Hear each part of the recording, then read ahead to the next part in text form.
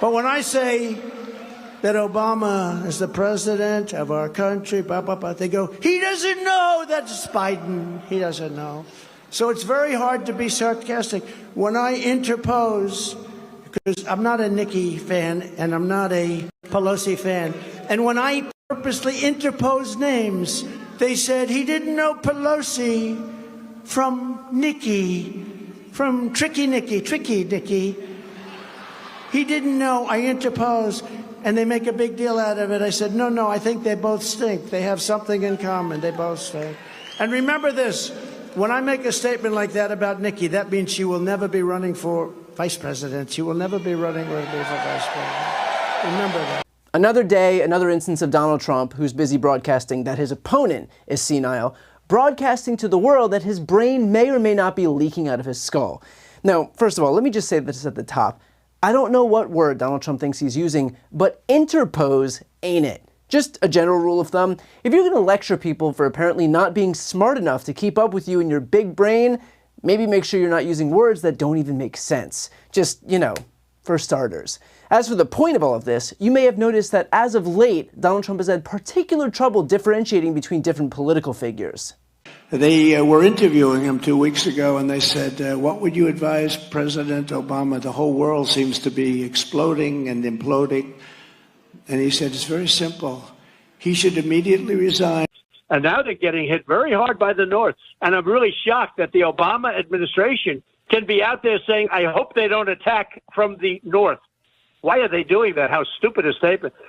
As you know, crooked Joe Biden and the radical left thugs who have weaponized law enforcement to arrest their leading political opponent, and leading by a lot, including Obama. I'll tell you what, you take a look at Obama and take a look at some of the things that he's done. This is the same thing. The country was very divided. And we did with Obama. We won an election that everyone said couldn't be won. We beat Hillary Clinton. Now, I used to call her Crooked Hillary. The opposing party, president, if it's the opposing party, will indict the president for doing something that should have been good. Like Obama dropped missiles and they ended up hitting a kindergarten or a school or the apartment house. A lot of people were killed. Well, if that's the case, he's going to end up being indicted when he leaves office. He meant well. The missile went in the wrong direction. By the way, they never report the crowd on January 6th. Nikki Haley, did you know they destroyed all of the information, all of the evidence, everything? Deleted and destroyed all of it, because of lots of things. Like Nikki Haley is in charge of security. We offered her 10,000 people, soldiers, National Guard, so whatever they want. They turned it down. They don't want to talk about that. And this is a phenomenon that's become so obvious, you've got everyone from Nikki Haley on the right to Daniel Goldman on the left calling it out. Last night, Trump is at a rally, and he's going on and on mentioning me multiple times as to why I didn't take security during the Capitol riots. Why I didn't handle January 6th better. I wasn't even in D.C. on January 6th. I wasn't in office then. They're saying he got confused, that he was talking about something else. He was talking about Nancy Pelosi. He mentioned me multiple times in that scenario.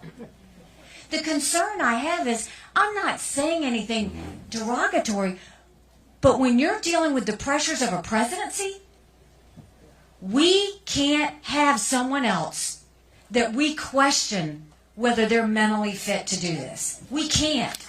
Donald Trump is 77. If you listen to him speak, he is incoherent. He cannot put a coherent, sensible sentence together with any meaning. If you want to talk about age having an impact, look at Donald Trump.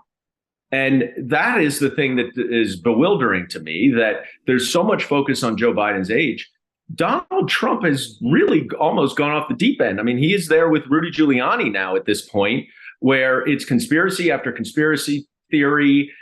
There is no sense to anything that he says. It's pure grievances and revenge. And he clearly has lost his marbles and would be incapable of governing. And so I think that as this campaign moves forward, that paradox is going to become more and more apparent. And look, the point of all of this is not just to take shots at Donald Trump, even though he makes it really easy to take shots at him. The point is to explain why we keep hearing this narrative that Joe Biden is in cognitive decline. It is to compensate for the fact that Donald Trump is falling apart before our very eyes. Joe Biden can trip over a sandbag one time in 2021, but Trump goes on a screed about how Nikki Haley was in charge of the Capitol on January 6th, and how Barack Obama is the current president, and how World War II hasn't happened yet, and how he actually won California, if not for fraud, and how the letters US for United States also spell the word us, and how he aced a dementia test that included correctly identifying an elephant. Trump does all of that, and it's crickets from the media. The right-wing media ecosystem can plainly see what's happening with Trump, and they know that if they don't get ahead of it with hysterical coverage about Joe Biden, that people will start to see Donald Trump for who he actually is. And clearly, that wouldn't do them any favors. There's another reason why it's so important for Republicans to hammer away at this narrative that Biden is incompetent. It is to try and erase the fact that his actual success far eclipses what Trump did with his time in office. Joe Biden is presiding over the strongest recovery in American history. He's added the most jobs of any president in the history of this country. Unemployment's been below 4% for the longest stretch in over 50 years. GDP is surging, wages are outpacing inflation, and consumer sentiment is skyrocketing with the quickest incline in decades. This is the economy that Republicans campaign on creating while failing to actually deliver. Add that to the list of legislative accomplishments: the American Rescue Plan, the Inflation Reduction Act, the Infrastructure Package, the Gun Safety Law, the PACT Act, the CHIPS Act, the Reauthorization of Violence Against Women Act, codifying marriage equality into federal law, forgiving billions of dollars of student loan debt, fortifying NATO amid Russia's war against Ukraine. Not only is Joe Biden a competent president, but he's managed the most progressive and successful presidency of our lifetimes, even turning Trump-era punchlines into actual legislative wins. Contrast that with what Donald Trump, whose only legislative achievement during his entire presidency was a tax cut that overwhelmingly favored billionaires and billionaires.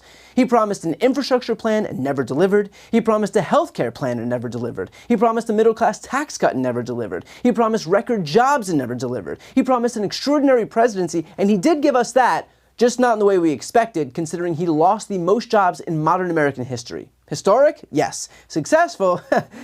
No. So if you're wondering why Donald Trump and his allies are so hell-bent on framing Biden as being in the throes of cognitive decline, this is why. It is nothing more than projection. They all recognize very clearly what Trump's principal weakness is, and so in order to neutralize that, they're working in overdrive to try and diffuse that weakness onto Biden. Per usual, every accusation is a confession. And look, the fact that the right is growing more and more desperate to shoehorn this narrative forward should tell us something. They all realize that the guy they're breathlessly defending is a rambling moron. They all realize that his grasp of basic concepts and facts and even words is tenuous at best. So they might think that they're helping him, but all it's doing is shining a spotlight on just how broken Donald Trump's brain actually is.